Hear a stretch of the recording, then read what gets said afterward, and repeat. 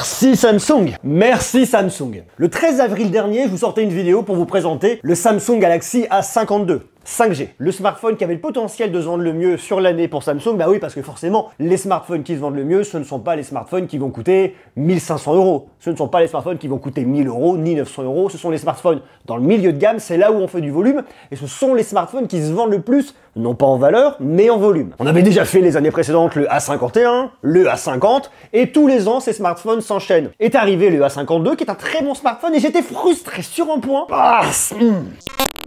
Alors là où je vais le trouver un petit peu moins bon et un peu moins performant par rapport aux autres modèles, c'est sur justement la performance. Ici, vous avez un Qualcomm Snapdragon 750G sur le modèle 5G. Sur le modèle 4G, vous êtes sur un 720G. Bon, voilà, on va éviter de passer un peu ces chiffres un peu barbares. Je les trouve très bien, franchement, ils marchent bien pour faire tourner beaucoup de jeux du Play Store, pour venir vous amuser à tout ce que vous voulez. Mais vous voyez, dans ce segment de prix à 440 €, je m'attendrais à voir ce qui se fait mieux. Et vous retrouvez la concurrence des Snapdragon 765G qui seront plus performants que le Snapdragon 750G. Alors, ça se joue à pas grand chose, mais malgré tout, vous avez une différence. Et quand je suis consommateur, eh bien, cette différence, elle est importante pour moi. Et du coup, est arrivé le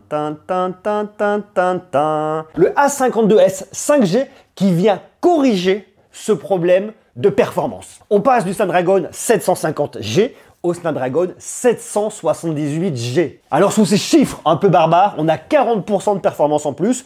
On a une optimisation aussi au niveau graphique, ça va aller plus loin. Le fait d'avoir plus de performance, ça vous permettra quoi? D'avoir un meilleur traitement, un meilleur calcul, d'emmener aussi une meilleure autonomie et d'améliorer aussi les parties photo. Alors on va pas changer les capteurs, on va pas raconter notre histoire, on raconte exactement la même histoire, mais on l'améliore. C'est quand même vachement bien. Personnellement, j'aime beaucoup et je trouve que là-dessus, ils ont vraiment eu la très bonne idée de faire ça comme ça parce que ça permet d'emmener l'expérience beaucoup plus loin. Et c'est un truc qui manquait vraiment à celui qu'on avait il y a pas longtemps. Sinon, le smartphone, c'est exactement le même, il n'y a pas de changement, c'est toujours 189 grammes. On a toujours le capteur d'empreinte digitale qui permet de déverrouiller extrêmement rapidement. On a toujours cet écran AMOLED de 6,5 pouces, Full HD+, un taux de rafraîchissement de 120 Hz. Toujours le 29e, toujours le Corning Gorilla Glass 5, toujours des haut-parleurs stéréo, toujours une batterie de 4500 mAh, avec un bloc de charge de 15 watts inclus, même si on est compatible charge 25 watts, toujours avec One UI, qui est une super expérience Samsung, donc si vous voulez quelque chose qui marche très bien en termes d'expérience logicielle, One UI c'est vraiment génial. On a exactement la même chose au niveau des capteurs. Alors à la différence, cette fois-ci j'ai pu faire des photos, alors qu'il fait beaucoup plus beau, donc vous allez voir en conditions de très bonne luminosité ce que ça raconte. Regardez là, j'ai fait des photos à contre-jour, et bien malgré tout, il arrive quand même à venir repérer le fond, la porte en tout cas, ça c'est vraiment sympa. Sur l'ultra grand angle, c'est pareil, ça marche bien, on a une très bonne gestion des lumières ici, c'est vraiment très bien, on peut se rapprocher un petit peu, vous voyez, bon,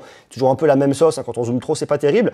Là, c'est toute la gestion des lumières, lorsqu'il fait beau, eh bien, ça marche vraiment bien, et c'est pour ça que ce smartphone est un excellent photophone dans le milieu de gamme. Regardez, là, vous avez le soleil qui vient éclairer cette façade, ça marche vachement bien. Alors, je vous ai fait l'ultra grand angle, je viens zoomer un petit peu, c'est un très grand classique. La caméra de selfie à contre-jour, elle est un peu en dessous. Si vous la prenez avec le soleil en face de vous, eh bien, ça ira tout de suite beaucoup mieux. Bon, là, j'ai une tête un peu du mec qui transpire et qui a chaud, mais sinon, ça va pas mal. Donc, regardez quand même, franchement, il y a très beau boulot qui est fait ici. Le soleil est de l'autre côté, là, c'est plus dans l'ombre, une fois de plus, ça marche vachement bien. C'est un petit peu cramé ici au niveau des cheminées, mais bon, voilà, on peut pas non plus lui demander la lune, mais une fois de plus, le rendu est là. Pareil, je suis dans l'ombre, on a le soleil en face, et bien c'est vraiment bien, très bonne plage dynamique, que ce soit sur l'ultra grand angle, sur le grand angle, on peut venir zoomer un petit peu, enfin bref, ça marche vraiment bien. Là c'est pareil, regardez là, on est sous une arche, on est dans l'ombre complète, on arrive quand même à avoir un bout de ciel bleu, c'est pas mal, on a bien la façade, on a les voitures, et sur l'ultra grand angle, c'est exactement la même chose. Donc c'est vraiment un très beau boulot que nous a fait Samsung ici. On peut venir regarder plein de photos, c'est vraiment un excellent photophone dans le milieu de gamme.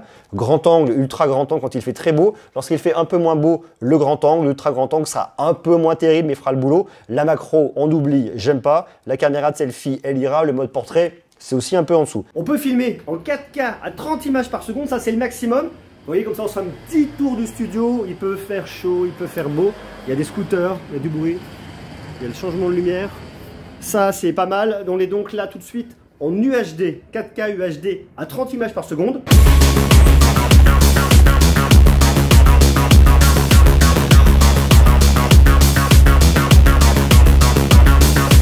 Alors là, il y a un mode qui est super stabilisé qui existe, c'est pas le cas. Hein. Là, je suis en 1080p à 60 images par seconde.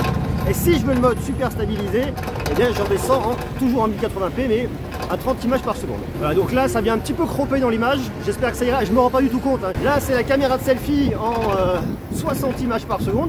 Et là, je suis en 30 images par seconde. Regardez, il y a galère pour rouler en vélo à Paris. Les mecs, ils se garent n'importe où, ils bloquent les voies pour les vélos. Ça me semblait pas être important de vous parler de la partie vidéo sur des smartphones milieu de gamme, mais en fait, comme aujourd'hui beaucoup de personnes font de la vidéo, que ce soit sur TikTok, Insta Reels et compagnie, même sur les smartphones qui ne coûtent pas 800 ou 1000 euros, eh bien on utilise quand même pas mal la fonction vidéo, donc ça me paraît normal de venir en parler. Donc on s'en fera de plus en plus comme ça.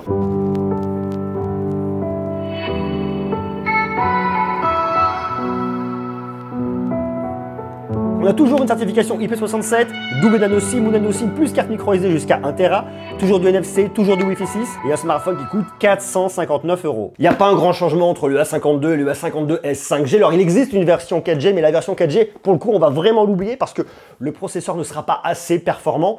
Et vu ce qu'on a ici avec un regain de performance, pour venir jouer à des jeux, c'est vachement bien. Si vous avez besoin d'un complément d'information, je vous invite à venir voir ma vidéo sur le A52 5G. Le lien est quelque part en bas ou en haut ici, je sais pas. Le lien est quelque part, en tout cas, vous le trouverez, ce qui est sûr, dans la description. Parce que ce smartphone-là, c'est un A52 avec le S peut-être pour speed, je sais pas, avec ce nouveau processeur et la possibilité d'avoir une couleur menthe. Donc je suis très content que Samsung ait entendu cette question de problème de performance. Je suis pas sûr que Samsung en Corée, mais écoutez-moi, je suis pas sûr que le commentaire de Monsieur Greux soit suffisamment important pour que Samsung dise bah, tiens, Monsieur Greux a raison, on va sortir une version S. Mais pour qu'il sorte une version boostée, c'est que j'ai pas été le seul à le dire. Donc petit à petit, j'ai mis ma pierre à l'édifice. Donc ça me plaît. Voilà, à vous de me dire ce que vous en pensez. Est-ce que vous avez acheté le A52? Alors si vous l'avez, vous le gardez. Hein.